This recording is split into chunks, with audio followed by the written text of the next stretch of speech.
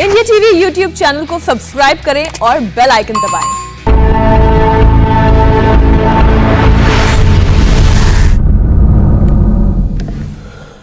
नमस्कार, मैं Hussain Rizvi. Corona virus से सबसे ज्यादा खतरा हमारे शरीर के जिस अंग को है, जिस हिस्से को है, उसे हम लंग्स कहते हैं, फेफड़ा कहते हैं। फेफड़े में इंफेक्शन हो रहा है, किसी को सांस लेने में दिक्कत हो रही है तो किसी का दम फूल रहा है। कई केसेस में कोरोना से रिकवर होने के बाद भी फेफड़ा पहले जैसा नॉर्मल नहीं हो पा रहा है।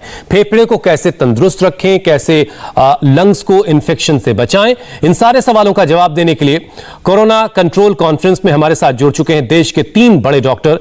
गंगाराम अस्पताल से डॉक्टर एम वली, दिल्ली के अपोलो अस्पताल से डॉक्टर विकास मौर्य और मौलाना आजाद मेडिकल कॉलेज के डॉक्टर नरेश गुप्ता। सबसे पहले डॉक्टर वली, आपसे शुरुआत कर लेते हैं। लंग्स कोरोना के निशाने पर है। सबसे पहले लंग्स में इंफेक्शन हो रहा है, इसके क्या क्या लक्षण हो सकते हैं? देखिए, लक्षण तो सबसे पहला वही होता है, सैचुरेशन ड्रॉप होता है, सांस फूलता है, पेशेंट को अनईजी लगता है और कभी उठ के बैठता है, कभी लेटता है। तो लक्षण तो लंग्स के क्या, कोरोना के उसमें बुखार भी आएगा और शुरुआत होती है माइल्ड कॉफ से, और इसके साथ सांस फूलना जो है ना, ये ब्रेथलेसनेस, ये कोई भी अंग जब डिकम्पेंसेट करता है तो वो जो काम करता है उसके काम में बाधा होती है, तो उसको हम बाहर से तो सैचुरेशन से देख लेते हैं और अंदर से हमको वो सांस फुलाएगा। तो ये 2 बहुत इंपॉर्टेंट लक्षण है। इसके साथ कभी कभी हम ये भी देखते हैं कि हार्ट बीट बढ़ जाती है, लेकिन वो एक्चुअली कार्डियक लक्षण कहलाएगा और हमको मेनली पेशेंट की ब्रेथ काउंट जो है देखनी होगी। और कभी कभी सीवियर केसेस में तो पेशेंट बेचैन हो जाता है, बिल्कुल उसको किसी तरह करार नहीं आता है और उसको हम ऑक्सीजन हंगर कहते हैं कि जाओ जल्दी से ऑक्सीजन लाओ, मुझे सांस नहीं आ रहा, मेरा दम घुट रहा है। तो ये सीवियरिटी पे डिपेंड करता है। लेकिन आजकल लोग इतना सजग हो गए हैं, चौकन्ने हो गए हैं, थोड़ा सा भी सांस फूलता है तो वो इस बात को नोटिस करके आपको बताते हैं। मैं हमें एक बार बता दूं प्रैक्टिकल टिप, जैसे आप लेह पे जाते हैं, सडनली आप अल्टीट्यूड पे जाते हैं, उस समय भी आपका सांस इसी तरह फूलता है, उस समय भी सैचुरेशन जो है डाउन होता है, लेकिन कोरोना का खौफ वहां नहीं होता है। तो हमको एकदम से घबराना नहीं चाहिए जब हमारा सैचुरेशन फॉल करे, और एकदम से हमको ज्यादा एंजाइटी नहीं करनी चाहिए। तो एंजाइटी से एक दूसरा साइकिल शुरू हो जाता है शरीर में, जिससे फिर फर्दर ये डिटेरियोरेट करता है सिम्टम। तो हमको रिलैक्स रहना चाहिए, एंजाइटी नहीं करनी चाहिए और अपनी सांस की गति को गिनना भी चाहिए और वॉलंटियर करना चाहिए इस बात के लिए कि हमको कोई मदद मिल जाए। ठीक बात है। डॉक्टर विकास, बहुत सारे केसेस ऐसे हैं जहां पर एसिम्प्टोमेटिक मामला है, कोई लक्षण ही नजर नहीं आ रहा, तो क्या जहां पर लक्षण नहीं है वहां पर इंफेक्शन हो सकता है? और अगर इंफेक्शन है वैसे केस में तो पता कैसे चलेगा? नहीं, देखिए, जैसे हम कह रहे हैं कि जो माइल्ड केसेस होते हैं, ये एसिम्प्टोमेटिक केसेस हैं, वो अराउंड 80-85% कोरोना में हो सकते हैं। तो जो एसिम्प्टोमेटिक केसेस हैं जिसके अंदर कोई भी लक्षण नहीं है, यूजुअली वो ये लोग बिल्कुल ही कहते हैं एसिम्प्टोमेटिक निकल जाते हैं। इनके अंदर जैसे लंग इन्वॉल्वमेंट अगर नहीं होती है, लंग इन्वॉल्वमेंट अगर होती है, फॉर एग्जांपल अगर मान लो हमें 4-5 दिन बाद जैसे शुरू में कोई लक्षण नहीं आए और उसके बाद अगर लक्षण आने शुरू हो जाए, जैसे दोबारा बुखार आना शुरू हो जाए या खांसी आना शुरू हो जाए, तो हम कहते हैं कि हाँ भी इसमें लंग इन्वॉल्वमेंट हो रहा है। अदरवाइज कहते हैं बिना लंग इन्वॉल्वमेंट के, बिना, जैसे शुरू में जैसे कुछ केसेस होते हैं जो माइल्ड केसेस होते हैं, मैं एसिम्प्टोमेटिक नहीं बोलूंगा, मैं कहूंगा कि ये माइल्ड केसेस होते हैं शुरू में, कि थोड़ा सा बुखार हुआ या थोड़ा सा कहते हैं उनको गले में दर्द हुआ या थोड़ी सी खांसी हुई, तो उसके बाद उनमें क्या होता है कि लंग इन्वॉल्वमेंट हमारी स्टार्ट हो जाती है, कि पता नहीं चलता है। कई बार लंबा बुखार चल रहा है, 5 दिन से ऊपर हो गए, 6-7 दिन हो गए, बुखार चलता जा रहा है और ये अंदर ही अंदर हमारे लंग्स इन्वॉल्वमेंट होते जा रही है। तो ये केस यूजुअली माइल्ड केसेस होते हैं। एसिम्प्टोमेटिक केसेस में यूजुअली लंग इन्वॉल्वमेंट वगैरह नहीं होती है, बट उनमें जब लंग इन्वॉल्वमेंट हो जाती है तो ये हमारे मॉडरेट कैटेगरी में आ जाते हैं और इनके अंदर फिर लक्षण हमारे आने शुरू हो जाते हैं बाद में, जो कि बाद में आते हैं, शुरू में नहीं आते। तो ऐसे लोगों को अगर बुखार लंबा चल रहा है तो उन्हें थोड़ी सी उन्हें ध्यान रखना पड़ेगा कि बुखार ज्यादा हो रहा है, या बाद में ऑक्सीजन अपनी मॉनिटरिंग करते रहे कि ऑक्सीजन लेवल कम हो रहा है, या हमें रेस्पिरेटरी लंग्स इन्वॉल्वमेंट के सिम्टम आने शुरू हो जाए, तो उनको उस बात का ध्यान रखना है और फिर डॉक्टर से सलाह करना है। डॉक्टर नरेश, किसी को इन्फेक्शन हो गया, उसके लक्षण उसे दिखने लगे, उसके कितने दिनों के बाद, 2 से 3 दिन में क्या उसकी हालत गंभीर हो जाएगी? उसके पास कितना वक्त होता है अपने आप को बहुत अलर्ट मोड में लाने के लिए? देखिए, ये जो कोविड वायरस है इसका रूप बदल रहा है और उसी के हिसाब से ड्यूरेशन भी बदल रही है। जैसे पिछले साल जो वायरस था वो 5 दिन लगाता था, 2 से 2 हफ्ते तक लगाता था। इस बार हम देख रहे हैं वो जल्दी आ जाता है, लेकिन किसी भी एक व्यक्ति में वो कितना दिन के बाद गंभीर हो जाएगा ये कहना मुश्किल होता है। आमतौर से ये देखा गया है कि शुरू के 3, 4, 5 दिन अगर ठीक निकलते हैं तो वो ठीक रहता है, लेकिन उसके बाद ये नहीं है कि वो डेंजर से बाहर हो जाता है। इसीलिए सबसे जरूरी चीज जो कोविड में है वो मॉनिटरिंग कहलाती है। अगर आप मॉनिटरिंग नहीं करेंगे तो आपको पता नहीं चलेगा कि वो 3 दिन पे, 5 दिन पे, 8 दिन पे, 11 दिन पे किस समय पे वो ठीक नहीं हो रहा है। और मॉनिटरिंग में 4 मुख्य चीजें हैं। समय और टाइम नोट करके आप टेम्परेचर नोट करें, पल्स ऑक्सीमीटर से ऑक्सीजन देखें, और उसके साथ में पल्स रेट आती है, और वो पल्स रेट बड़ा महत्वपूर्ण एक अंग होता है जो ये दर्शाता है कि फेफड़े का, लंग्स का, हार्ट का या बाकी शरीर का इन्वॉल्वमेंट कोई सीरियस लेवल पे तो नहीं जा रहा है। और लास्ट में एक symptoms, so temperature, oxygen, pulse and symptoms को अगर आप देखेंगे तो उसे मॉनिटरिंग से पता चलेगा वो ठीक चल रहा है कि ठीक नहीं चल रहा है। 10 में से 8 व्यक्ति ठीक चलते हैं और घर पे ही ठीक हो जाते हैं, और थोड़े से लोग हैं जिनका कि लंग इन्वॉल्वमेंट इतना सीवियर होता है कि ठीक है, ध्यान में रखने की ये है कि हमको कुदरत ने 2 लंग्स दिए हैं, 2 फेफड़े दिए हैं, जबकि एक से हमारा काम चल सकता है। कहने का तात्पर्य है कि अगर उसमें थोड़ा 5-10% इन्वॉल्वमेंट होता है, उसे कोई लक्षण नहीं आते हैं, लेकिन वो किस स्टेज पे बढ़ जाएगा या कम हो जाएगा ये मॉनिटरिंग से ही पता चलेगा कि किस समय कितना ड्यूरेशन पे वो। और ये बिल्कुल सटीक तरीके से नहीं कहा जा सकता कि 2 से 3 दिन में ये हालत गंभीर हो जाएगी। अलग अलग मामलों में अलग अलग तरीके से कोरोना अफेक्ट करेगा। डॉक्टर एम वली, जैसा कि अभी डॉक्टर नरेश कह रहे थे कि मॉनिटरिंग बहुत जरूरी है, लेकिन मॉनिटरिंग के बाद क्या HRCT ही अकेला ऑप्शन है जिससे हम अपने लंग्स के बारे में सही तरीके से जान सकते हैं? देखिए, हम लोग तो पहले मैं एक उसमें ऐड कर दूं, लंग से कार्डियक कॉम्प्लिकेशन भी होता है। लंग का आपने जब पूछा तो पूरी बात रह गई थी। लंग में अगर क्लॉट चला जाता है तो भी वो लंग में क्लॉट जाने से जो सिम्टम होते हैं वो बहुत ज्यादा परेशान होते हैं, और वो ये होते हैं कि सांस सडनली फूलने लगता है, सैचुरेशन सडनली जैसे 97, 98, 90, 91 चल रहा था तो एकदम से 76 हो जाता है। पेशेंट को खून आ सकता है खांसी में, और एकदम से सांस लेने में बहुत तकलीफ होगी, या सांस की रेट 25-30 तक हो जाएगी। तो ये मैं रेट से फिर आपके उस आंसर पे आ रहा हूँ। जब हम पढ़ते थे तो हमको नाखून देख के बताया जाता था लंग का पता लगाना, नाखून कितने सुर्ख और गुलाबी हैं इसका मतलब आपको ऑक्सीजनेशन बहुत अच्छा है। हमको आंख की ये हिस्सा पलक का देखने के लिए बताया जाता था। हम जबान देख के डायग्नोज करते थे कि अगर जबान में साइनोसिस है, नीली हो गई है, तो उसमें लंग की क्या कंडीशन है। हम सांस गिनते थे मरीज के सिराने खड़े होके। ये सांस की रफ्तार जो है ये सबसे बड़ा इंडिकेशन है लंग के फंक्शन का। हम उसको जनरल अपीयरेंस देखते थे, उसकी गर्दन की वेन्स देखते थे, तो ये सब चीजों से अंदाजा होता था कि लंग कैसा काम कर रहा है। हम उसको बजा बजा के भी देखते थे कमर को कि कहीं लंग में फ्लूइड तो नहीं आ गया है, लंग के अंदर कोई कैविटी तो नहीं हो गई है। वहां पे रेजोनेंस होती थी, वो रंग की वो देखी जाती थी। अब हम सब लोग सीधा मरीज आया बैठा सीटी करा लो। ये जो प्रवृत्ति है, ये जो टेंडेंसी है, ये जो गलत आदत है, उसके खिलाफ डॉक्टर गुलेरिया बोले थे। बिल्कुल, उन्होंने ये नहीं कहा था कि सीटी स्कैन मत कराओ, उन्होंने कहा था सीटी स्कैन बार बार मत कराओ, कि पहले दिन तो कुछ मिलेगा नहीं, दूसरे तीसरे दिन भी कुछ नहीं मिलेगा, जो आप भी जानते थे। तो एक सीटी स्कैन तो ये बर्बाद हो गया। अब दूसरे में आ जाएगा तो पेशेंट का दिमाग घूम जाएगा, वो कहेगा जी इलाज कर रहे हो 2-3 दिन बाद मुझे और कराना चाहिए, वो खुद ही चला जाएगा कराने। 3 हो गए, चौथा ठीक होने के बाद या उसके बीच में हो गया, और 5वां बिल्कुल ठीक होने के बाद हो गया। तो एक बार इसका एक सीटी की जगह 5 हो गए, तो एक्सपोजर तो हुआ। तो CT scan is not the answer to the problem. CT scan is to see sometimes not always how much lung area is involve, और हमारा उसमें क्या स्कोरिंग है। कभी कभी पेशेंट जब डिटेरियोरेट करता है तो हमको इजाजत है, हम उसका दोबारा करा सकते हैं, लेकिन एक एक्सरे से भी ये काम हो जाता है, एक अच्छे एक्सरे से ये काम हो जाता है।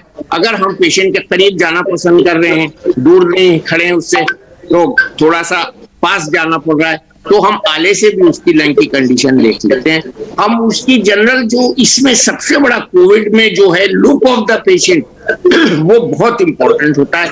You have a look on the patient and like a good doctor taught by the good teachers, good professors who were of clinical significance, those who were called clinicians, we can make out certain things by which we can evaluate the patient very nicely, better than CT scan.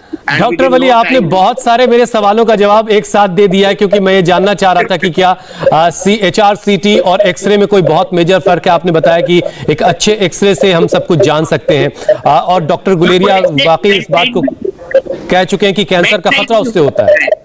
X ray bed side भी हो सकता है, उसके लिए patient को machine के अंदर जाने की जरूरत नहीं है। ठीक है, ये बहुत इंपॉर्टेंट बात है कि आपके बेड साइड छोटी मशीन से एक्सरे हो सकता है। डॉक्टर विकास, इसमें जरा सा एक चीज आप और जोड़ दीजिए, ऐड ऑन कर दीजिए कि HRCT कराने की जरूरत कब है? वो कौन सा लक्षण है जिसके बाद एक पेशेंट को चाहिए कि वो HRCT करवा ले? देखो, पहली बात तो जैसे अभी बताया कि कहते हैं डॉक्टर वली ने बताया कि ये बहुत इंपॉर्टेंट है कि मरीज को अपने आप जाके सीटी नहीं कराना है। उसको कहते हैं डॉक्टर की सुपरविजन में, अगर डॉक्टर को लगता है कि हाँ कोई ऑल्टरनेटिव डायग्नोसिस है कि भाई ये कोविड नहीं है, कोविड PCR कराया नेगेटिव आ रहा है और कुछ और हो सकता है, तो हमने करा लिया। दूसरा CT होता है कि हमें सिवियरिटी देखने के लिए कि मरीज जो है कहते हैं बहुत ज्यादा कितने मरीज जो सिम्टम्स हैं बढ़ते जा रहे हैं, और डॉक्टर को लगता है कि नहीं अब हमें डिसाइड करना है कि वेदर अब उसकी सिवियरिटी स्कोरिंग क्या है, और उसके बेसिस पे हमें नेक्स्ट डिसीजन ऑफ एक्शन जो एक्शन लेना है वो करना है। तो इन चीजों के लिए हमें CT कहते हैं कई बार हम लोग कराते हैं, बट CT हमेशा नहीं कराना होता है। माइल्ड केस में बिल्कुल भी जरूरत नहीं होती है, एसिम्प्टोमेटिक जरूरत नहीं होती है। ये नहीं कि आप जाके सीधा अपना CT कराएं कि देखने के लिए हाँ भाई क्या हो रहा है, हमारे उसमें क्या लक्षण है, वो ऐसा नहीं करना है।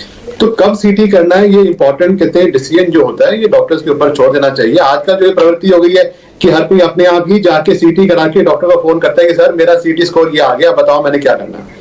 तो वो प्रवृत्ति हमें छोड़नी पड़ेगी। चलिए, अच्छी बात है। जो लोग हमें देख रहे हैं उनको ये समझना होगा कि HRCT खुद से जाकर नहीं कराना है, और जैसा कि डॉक्टर वली ने कहा कि डॉक्टर्स को भी इस आसान रास्ते से बचने की जरूरत है। फौरन जो है HRCT करा लेने का जो ऑप्शन डॉक्टर्स ने चुना है उससे भी डॉक्टर्स को बचने की जरूरत है। डॉक्टर नरेश, अगला सवाल ये है कि स्टीम के भी हमने बहुत सारे फायदे और नुकसान दोनों चीजें सुनी इस दौर में, तो क्या सभी कोरोना पॉजिटिव मरीजों के लिए स्टीम फायदेमंद है?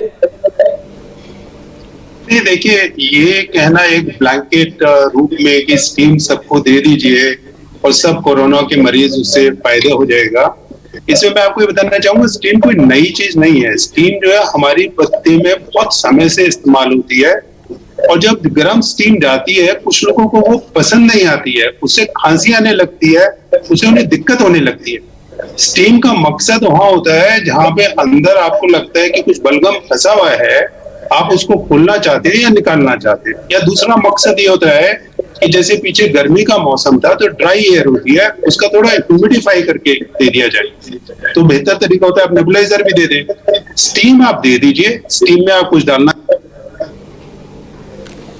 डॉक्टर नरेश, स्टीम उसको ही फायदा करेगी। जी, आपकी आवाज बीच में कट गई। डॉक्टर वली, इसमें आप थोड़ी सी कुछ चीजें और जोड़ दीजिए। क्या सिर्फ सादे पानी से स्टीम लेनी है, उसमें नमक ऐड करना है, उसमें विक्स ऐड करनी है, ऐसी बहुत सारी चीजें लोग घरों पे कर रहे हैं, तो क्या बेहतर है वो जरा बता दीजिए। देखिए, स्टीम जो है उसमें खुद इस बात की तासीर है कि वो म्यूकोलिटिक होती है, भाप के जरिए या थोड़ा गर्मी के जरिए, हरारत जिसको हम कहते हैं, जो ज्यादा उष्ण ना हो, हॉट ना हो, बर्न ना करे लंग्स को, तो स्टीम में खुद इतनी शक्ति, ताकत और तासीर होती है कि वो हमको म्यूकोलिटिक इफेक्ट दे, हमारे अंगों में जो ब्लड की सप्लाई है उसको बढ़ाए, जिसको हम वेज़ोडाइलेटेशन कहते हैं, और हमको सूदिंग इफेक्ट दे। अभी देखा होगा पुलिस थानों में लंबे लंबे प्रेशर कुकर पाइप लगा के दिखा रहे थे वो दिल्ली पुलिस को स्टीम की सुविधा, तो वो उतने लार्ज स्केल पे नहीं करनी है, और ना हमको कुकर प्रेशर कुकर इस्तेमाल करना है। आजकल जो है स्टीम के लिए सिंपल पतीले में तौलिया लगा के उससे करनी चाहिए। मैंने एक अपने कुलीग डॉक्टर हंस हैं उनको सुना, उन्होंने बताया कि जो कमर्शियल स्टीमर होते हैं वो एडिक्वेट स्टीम को और उसकी ड्राइनेस को कंट्रोल नहीं करते हैं। मैं शायद उससे एग्री नहीं करूंगा। स्टीम इज स्टीम, और वो उसमें जलने का खतरा जो है वो होता है जब हम भगोने वगैरह में करते हैं, और स्टीम की जो लेटेंट हीट है वो बहुत ज्यादा होती है। तो अगर हम स्टीम से जलते हैं तो उस खतरे को ध्यान में रख के हमको सेफ्टी जो जिस चीज में आपको लगे, अगर आप तौलिया डाल के भगोने में स्टीम करने में सेफ फील कर रहे हैं तो बहुत अच्छा है, करिए। और नहीं तो आप ये जो इजी मेथड है बाजारों में जो आजकल बिक रहे हैं, उस ब्यूटी क्लिनिक्स में भी होते हैं, पार्लर्स में होते हैं, आपके घर भी हो सकता है और ज्यादा महंगा नहीं होता है, तो उस पे अपना फेस थोड़ा दूर रखें, उस पे फेस टिकाए नहीं, so that the steam doesn't get locked. Doctor Wali एक कंफ्यूजन और है, जरा सा वो भी क्लियर कर दिए। क्या सबको वैक्सीन, सबको जो है स्टीम फायदा ही पहुंचाएगी, क्या कुछ केसेस में किसी को नुकसान भी पहुंचा सकती है? लगाने की हालत में जो होगा वही तो लगाएगा। जो 90 और 88 सेचुरेशन का बेचारा उस पे 2 लीटर ऑक्सीजन पे कंसंट्रेटर पे लेटा हुआ है, सिलेंडर पे लेटा हुआ, वो कहां से स्टीम लेगा? चलिए ठीक है, भूल गए हम। वो जो डालने की बातें हैं, किसी चीज को डालने की जरूरत नहीं है। बहुत सी कॉमर्शियल प्रिपरेशन वगैरह आती हैं, उसमें फिर सवाल ये पैदा होगा कितना डालना है। तो आप स्टीम की बात करें तो स्टीम ही लीजिए प्योर, ठीक है। जब हम दूध की बात करते हैं तो बॉर्नविटा की बात नहीं करते हैं। तो ठीक है डॉक्टर विकास, खाने पीने में हम ऐसी क्या चीजें ऐड कर सकते हैं जिससे जो इन्फेक्शन है उसको कम किया जा सके, उसको थोड़ा रोका जा सके? देखिए, ये तो एक इम्यूनिटी वाली बात है कि जैसे ये तो हर एक चीज के लिए, हर बीमारी के लिए है कि कोई भी इन्फेक्शन, खासकर जैसे इन्फेक्शन, अगर हमारी इम्यूनिटी अच्छी है तो हमें वो इन्फेक्शन या तो नहीं होगा या होगा भी तो बहुत ही कम उसके इफेक्ट होंगे। तो उसमें हम लोग जैसे यही कहते हैं कि आप देखो अपनी प्रोटीन डाइट अपनी अच्छी रखिए, अपनी हेल्दी डाइट रखिए, अपने सैलेड्स हैं, फ्रूट्स हैं, सीजनल फ्रूट्स वगैरह आप ये लीजिए। और इस तरह जैसे अगर आप, और साथ साथ में आपने जैसे लंग कैपेसिटी अगर आपने, बिकॉज क्योंकि ये रेस्पिरेटरी डिजीज है तो इसलिए हम लोग कहते हैं कि भैया आप अपना जैसे जो फूड आइटम्स हैं, ये जैसे अपनी ठंडे चीजें आप कहते हैं अवॉइड करिए, ठंडा पानी ज्यादा अवॉइड करिए, जैगरी वगैरह ले सकते हैं, और कहते हैं बड़े सारी जैसी चीजें हम लोग कहते हैं मिला के खुद को मजबूत रखना, इम्यूनिटी को मजबूत रखना, उसके लिए जो हेल्दी डाइट होती है वो लेनी है। डॉक्टर नरेश, एक सवाल का जवाब जल्दी से दे दीजिए। ब्रीदिंग एक्सरसाइज लंग्स इन्फेक्शन को कम करने या उसको खत्म करने में कितनी कारगर है? बहुत कारगर है। लंग एक्सरसाइजेस का बड़ा रोल है बचाने में भी और इलाज करने में भी, क्योंकि लंग्स जो है वो भी एक तरह से सो जाते हैं। उनके एल्वियोलाई जो फेफड़ों के गुब्बारे होते हैं, जिसको एल्वियोलाई कहते हैं, सो जाते हैं, मुझे कोलैप्सिंग वॉल्यूम कहते हैं। तो अक्सर देखते हैं मरीज कहते हैं ओ मैं सवेरे उठा, मेरा ऑक्सीजन जो है 97-98 आता था, अभी तो 90 पे अटक गया है। तो ये फेफड़ों की एक्सरसाइज करने से बहुत फायदा होता है बचाने में, और इनके साइंस में रिसर्च आई है न्यू इंग्लैंड जर्नल में कि फायदा है। और इलाज में भी वो जो चीज अंदर अटकी हुई है, जब ऑक्सीजनेशन अच्छा होगा तो रिलीफ अच्छा बिल्कुल होगा। बिल्कुल बिल्कुल। तो मैं उम्मीद करता हूं कि आप लोगों के जो जवाब थे उससे बहुत सारे जो सवाल हैं लोगों के मन में, वो सवालों का हल जो है लोगों को जरूर मिला होगा। बहुत बहुत शुक्रिया। और बंगाल से एक बड़ी खबर आ रही है, आपको बताएंगे एक छोटे से ब्रेक के बाद।